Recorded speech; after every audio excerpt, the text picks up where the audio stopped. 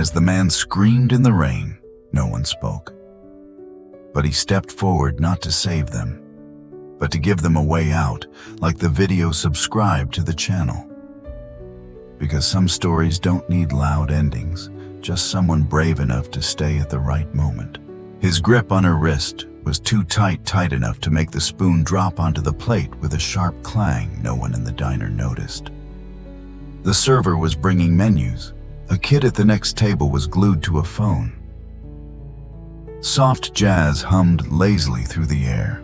Only Keanu Reeves, seated near the window, looked up. He didn't look at the sound. He looked at her eyes, the woman with the faded greenish bruise just below her cheekbone. She sat across from a man in a pressed gray suit, slicked back hair, smiling like a gentleman, but with eyes made of ice. A small boy, maybe 6, sat beside her, head down, hands clenched tight in his lap. She tried to pull her hand back. He held on. Only when the server arrived to pour water did the man force a smile and release his grip. She immediately drew her hand back and instinctively rubbed her wrist, and in that moment her eyes met Keanu's. It lasted less than 2 seconds, but it was enough. She wasn't pretending to be okay. She wasn't playing along. She looked at him, then lowered her gaze like someone who had given up on speaking and was hoping just once someone would hear her silence. Keanu didn't react right away. He continued cutting his pie, sipped his coffee, but his eyes never left the table across from him. The man leaned in to whisper something to her. She flinched. The boy hadn't eaten a bite, hadn't moved, hadn't made a sound, just sat there as small as possible. When the man got up to use the restroom, he placed a heavy hand on the boy's shoulder. "Come with me." The child stood without protest, avoiding his mother's eyes. She almost said something, but the man glanced back. She said nothing. They disappeared down the hallway into the men's restroom. The door shut. 1 minute, 2. Then yelling, "How many times do I have to tell you? You want to end up like your mom, huh?" Keanu set his cup down and stood. No one else reacted. Not one person. A few heads turned annoyed, another noisy kid, they assumed. Keanu walked calmly toward the hallway. He reached for the men's room door, locked. Inside, the boy yelped, short, sharp, and then silence. Keanu stepped back half a pace and kicked the door clean off its hinges. The man turned mid-shout, hands on the child's shoulders. His face froze at the sight of Keanu. "Who the hell are you?" Keanu didn't answer. He stepped into the restroom, a tight space filled with steam. Echo fear. He locked eyes with the man, didn't blink, let go of the boy. His voice was low, measured, and left no room for negotiation. This wasn't how stories usually began. Not with screaming, not with collapse, but with someone willing to walk toward a locked door and kick it open. The man froze. His body stood protectively, aggressively between Keanu and the boy, hands still gripping the child's shoulders. "What the hell do you think you're doing?" he growled, trying to sound composed. Keanu didn't respond right away.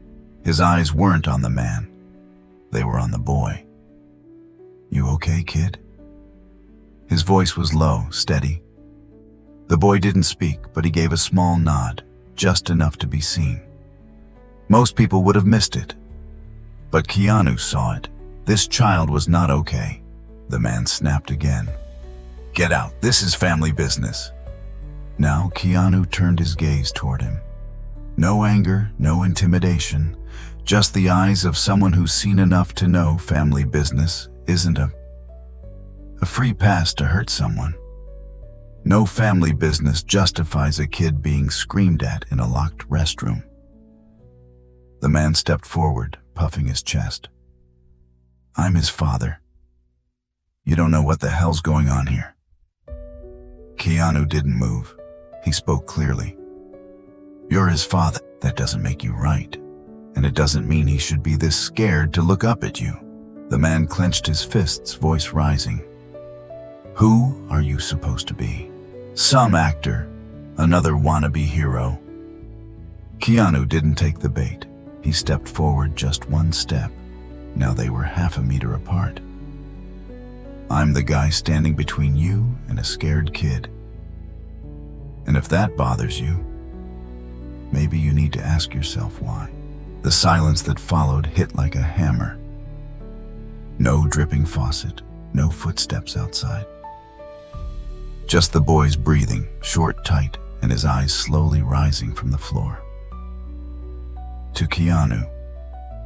For the first time, he looked at a grown-up without fear. The man scoffed.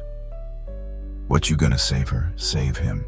We're going home and you'll be hearing from my lawyer for assault. Keanu didn't flinch. Instead, he crouched down to the boy's level. Do you want to leave this room? The boy didn't speak. He looked at Keanu, then at his father. The fear was still there, but he wasn't backing away 1 second too. Then, he nodded. Keanu opened his hand. No pressure, no pulling. Just a choice, something this child had probably never been given. And then a small hand reached out and rested in his. The man jolted forward.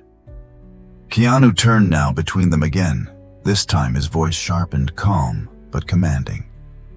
Take another step, and I'll treat this as a direct threat to a child.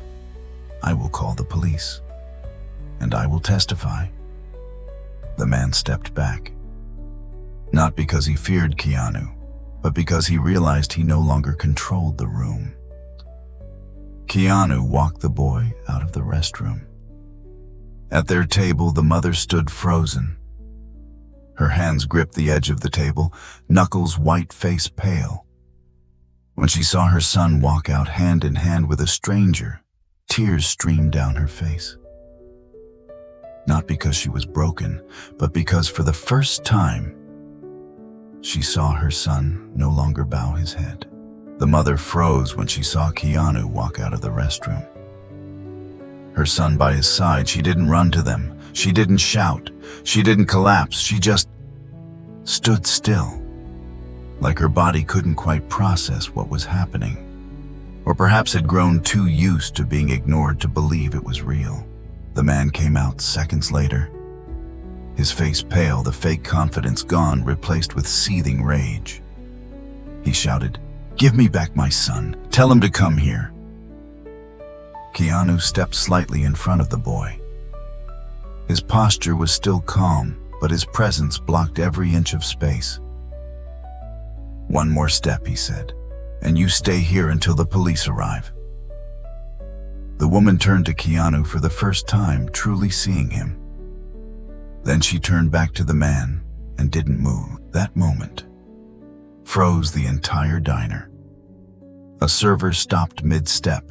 Someone dropped a fork. Everyone watched, but no one spoke. Only Keanu and the woman stood in the middle of it all. He nodded toward the door. "I'm taking the two of you out of here. If you don't want to go, I'll stop. But if you nod, we walk." No one breathed. The entire place waited like a verdict was being written right then.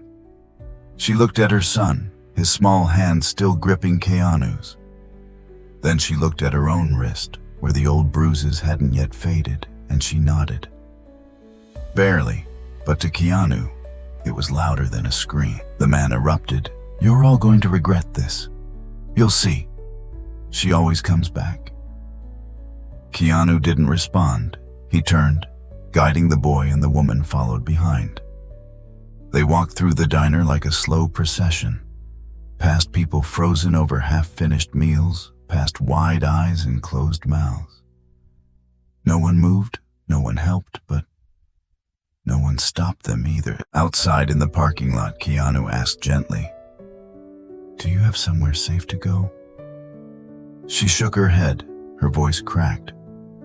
"I used to, but he always found us. Every time I left, I came back. Because I thought my son couldn't survive it." Keanu nodded. No judgment, no advice. He pulled out his phone. I know a shelter. They've got a bed. They've got lawyers. More importantly, they believe you." From the first moment, she didn't reply. She just looked at him, and finally she cried. Not from pain, but because someone believed her before she had to prove it. Keanu opened the car door. The mother and son climbed in. He didn't ask for her name, didn't take pictures, didn't wait for a thank you. He was just a man who stepped forward because he couldn't watch the world walk past. The car ride was silent. Keanu kept his eyes on the road, not asking questions. The woman sat in the back clutching her son, like letting go would make everything disappear. The boy had drifted off to sleep, head against her chest. His breathing was slow, but his eyelids twitched, like even in dreams he hadn't yet found peace. Keanu pulled up in front of a small, nondescript building tucked into a quiet street corner. The sign read, "Only 24/7. Shelter. No past. Required only protection." He stepped out, walked to the passenger side, and opened the door for them. The woman looked at the entrance, hands trembling. "Are you sure?" "They won't tell him."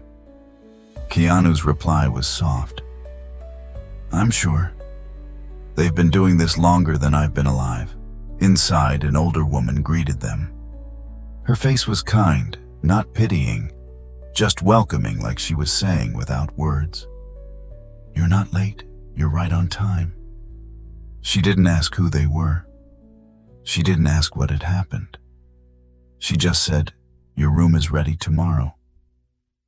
If you want, someone will walk you through the legal steps, if not yet.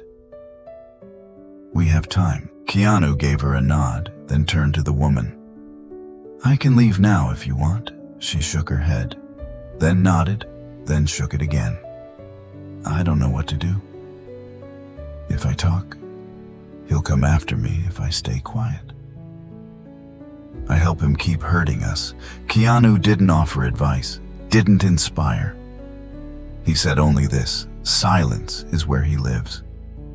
But if you speak, you take back your name. The next morning, the police were called. A female officer arrived, accompanied by a legal advocate from the shelter. The woman sat in a white room, soft light falling on her face.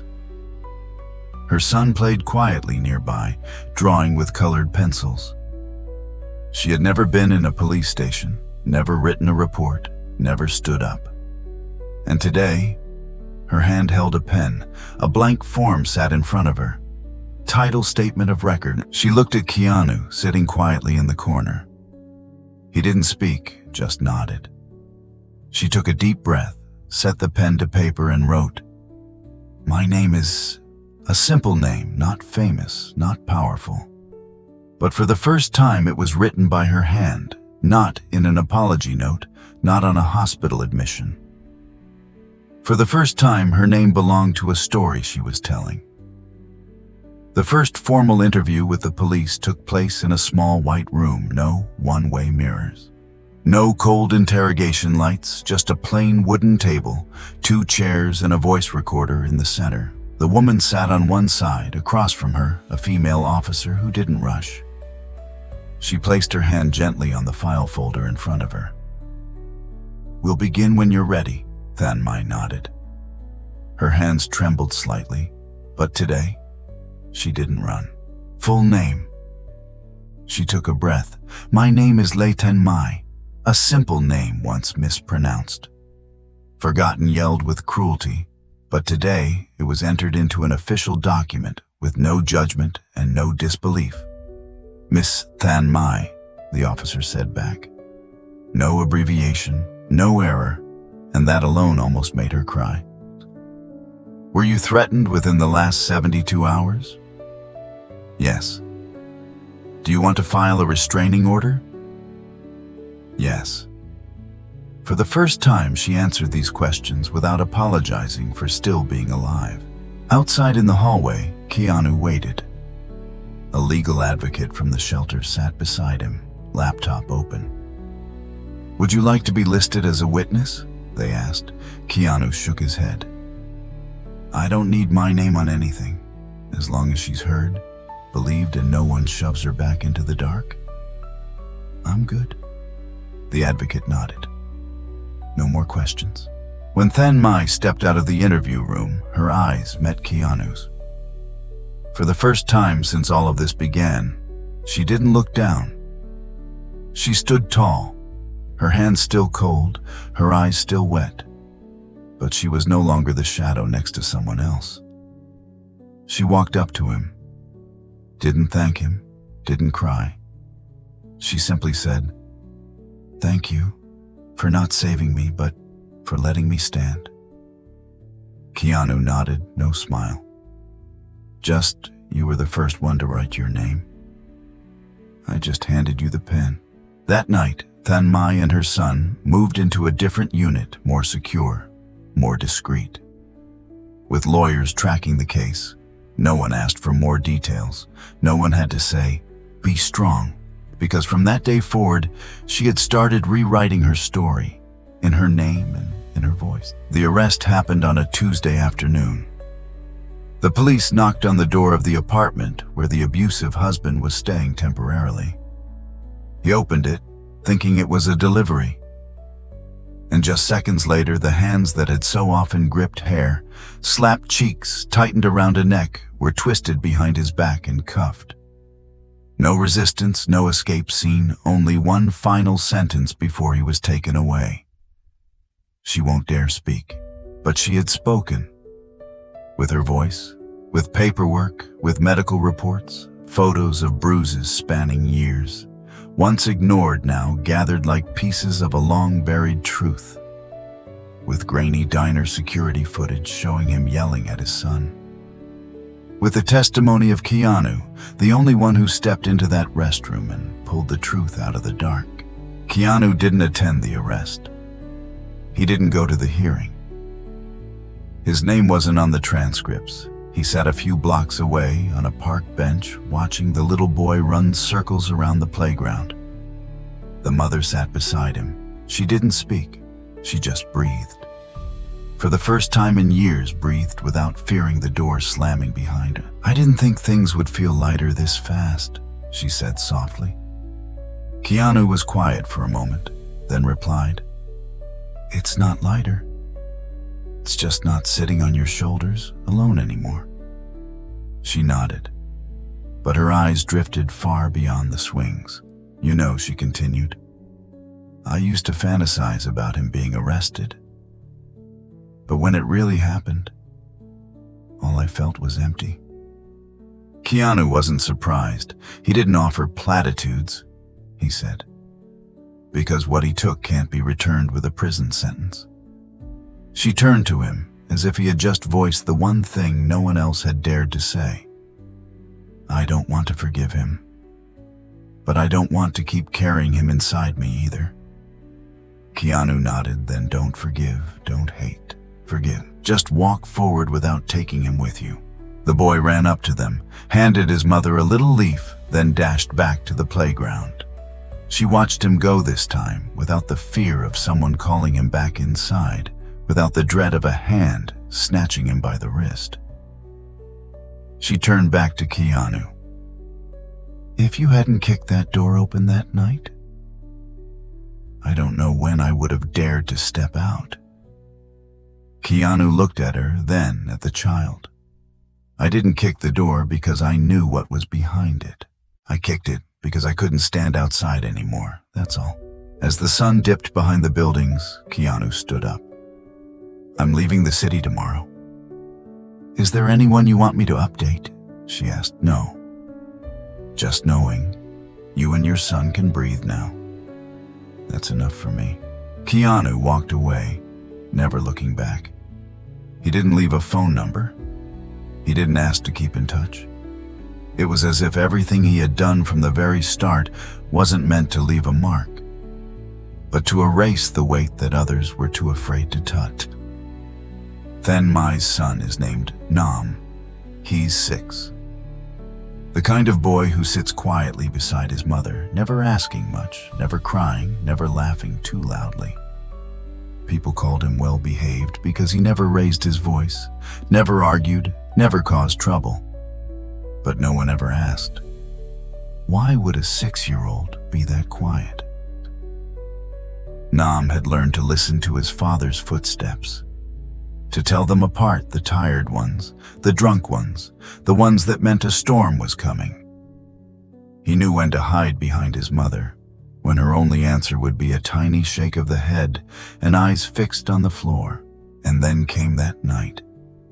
The night at the diner, when his father grabbed his arm and dragged him into the restroom, leaned down and whispered, "You say one word, and I'll make you end up like your mother." Nam nodded. He always nodded. But then, there was a different sound, a kick. The door burst open and a man walked in. No yelling, no punches, no threats. He just stood there and held out his hand. Nam doesn't remember exactly what he thought in that moment. Only that for the first time in his life, a grown-up reached for him. And he wasn't afraid. The weeks that followed passed like a blurry dream. His mother had people to talk to, people who listened. He got to go to a new place with a playground, Marker's kids.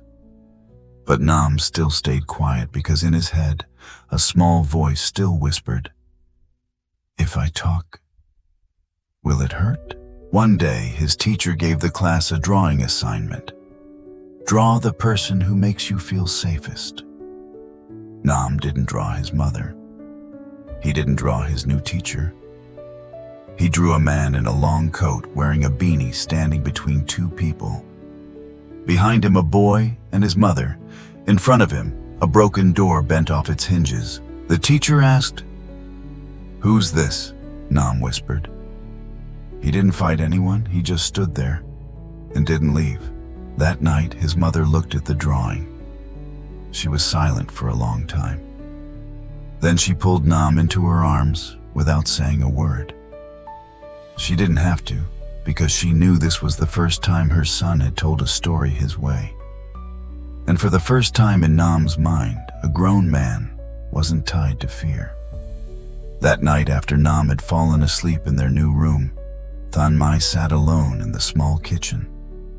The soft yellow light glowed over the old wooden table. In front of her, a blank notepad, a pen, and silence. No one told her to write, no one asked her to say anything. But she knew, after everything, she needed to put something down, not for the court, not for the lawyers, not for Keanu, for herself. She wrote slowly, word by word, like reclaiming small pieces of herself that had been twisted and erased over the years. She didn't start with, "To someone." She simply wrote, "My name is Thanmai. I am Nam's mother. I survived." Each sentence landed on the page, like the first steps of someone learning how to walk upright again. I survived nights I was too scared to sleep. Mornings when I heard footsteps and didn't dare breathe too loudly. I survived people asking me, "Are you sure?" Doctors writing accidental injury in the report. Neighbors whispering, "All men get angry sometimes." She paused. Her eyes were red, but she didn't cry. Not because she had no more tears, but because for the first time she was listening to herself. She continued, "I used to think I was weak. I used to think I was stupid for not leaving sooner. But tonight I am writing to say I am not at fault for surviving. I do not need to apologize for protecting my son in the only way I knew how. At the time, I no longer feel small when I say I was afraid. Afraid no one would believe me. Afraid no one would help. Afraid no one would stand up." She paused again.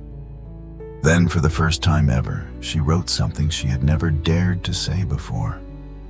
And then, someone did stand up. Not to save me, not to be a hero, but simply not to walk away. She looked down at the paper, as if seeing her entire journey laid out in ink. Not a journey of escape, but a journey of reclaiming her voice. and she wrote the final lines. "My name is Than Mai. I am a mother.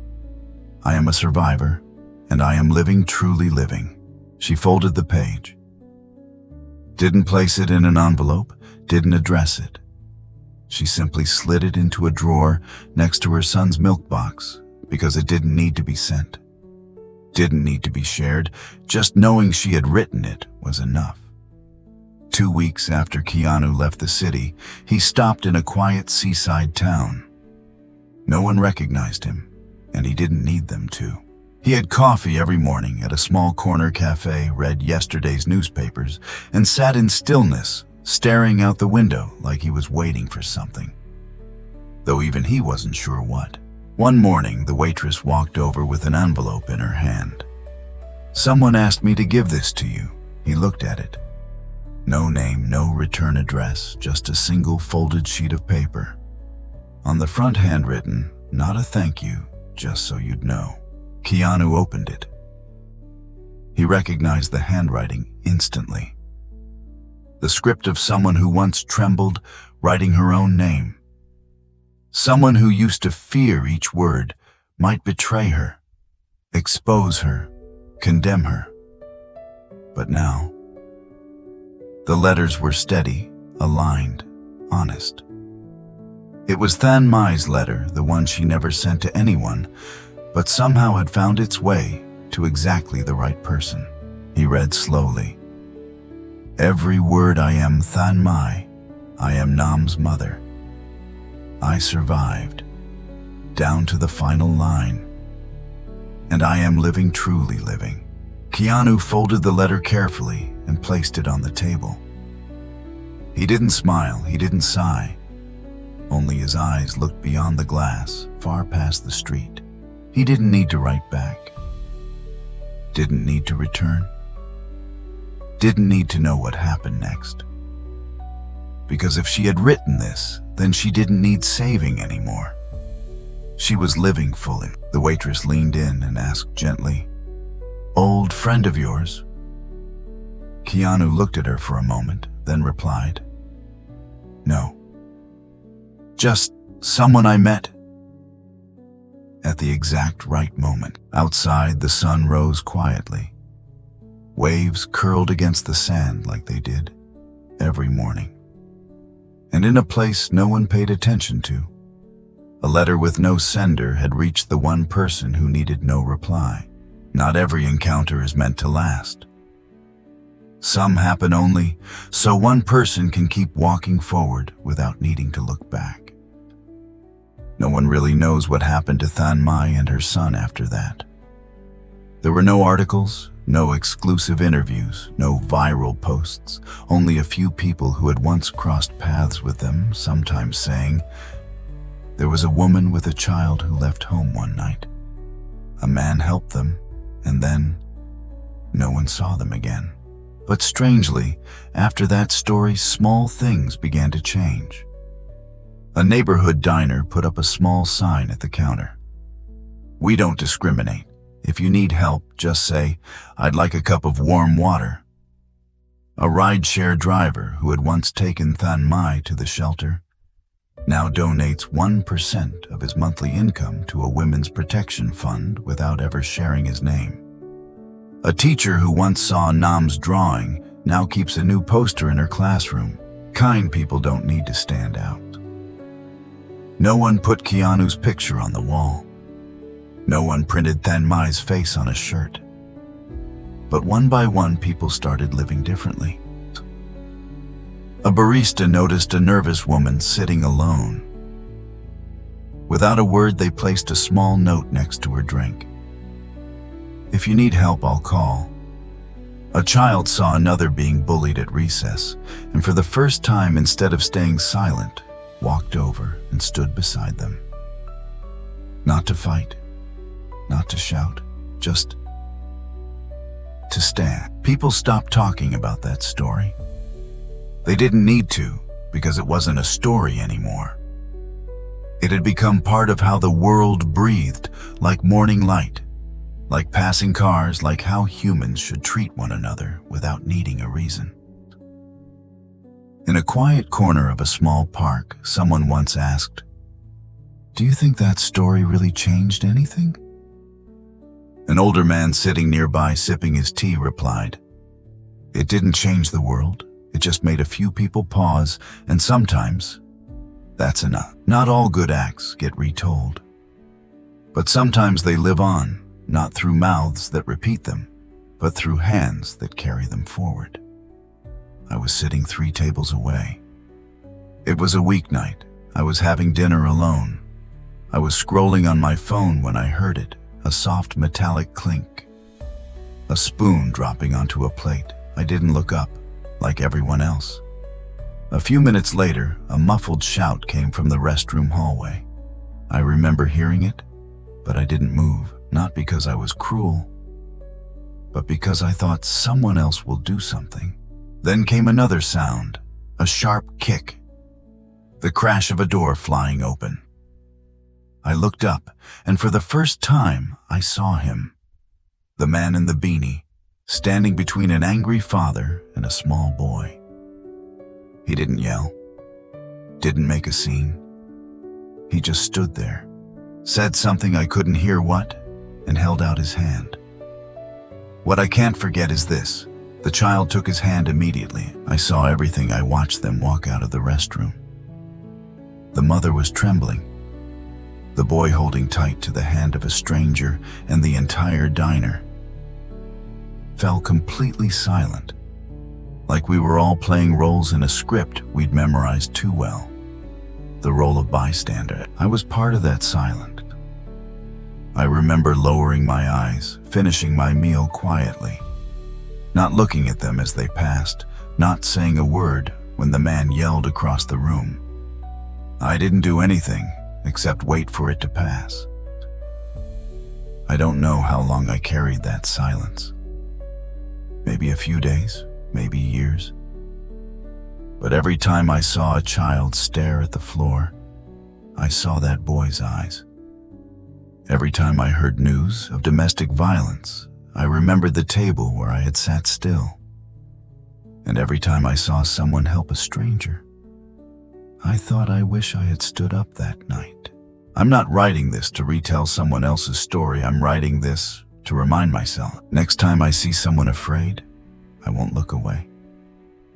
Next time I hear a scream behind a door, I won't wait for someone else to move first.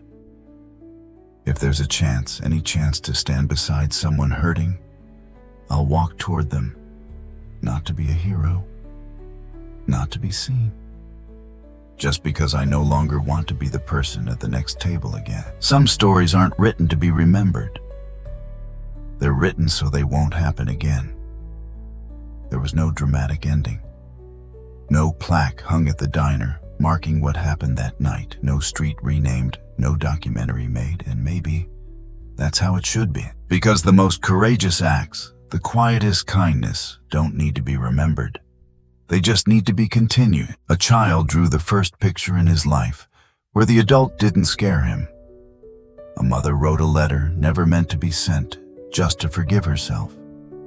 A man walked away, never asking to be remembered, and one person who once sat silently at a table nearby finally wrote what they had never dared to say. The story no longer lives on paper. It breathes in small gestures in people who don't know each other's names, in the choice to step forward even when no one's watching. And now, since you've read this far, this story is no longer Keanu's, no longer Thenmai's, no longer the child's. It's yours. If tomorrow you see someone treated unfairly, if someone is quietly humiliated, pushed aside, or made to feel invisible, if you hear a cry for help that doesn't quite become a sound, you don't need to shout. You don't need to be brave in big ways. You don't even need to know exactly what to do. You just need to not look away, just stand there. Let them see they are not alone. Because sometimes one person standing silently nearby is already a door opening. This story has no final period, because from here, the next line is yours to write.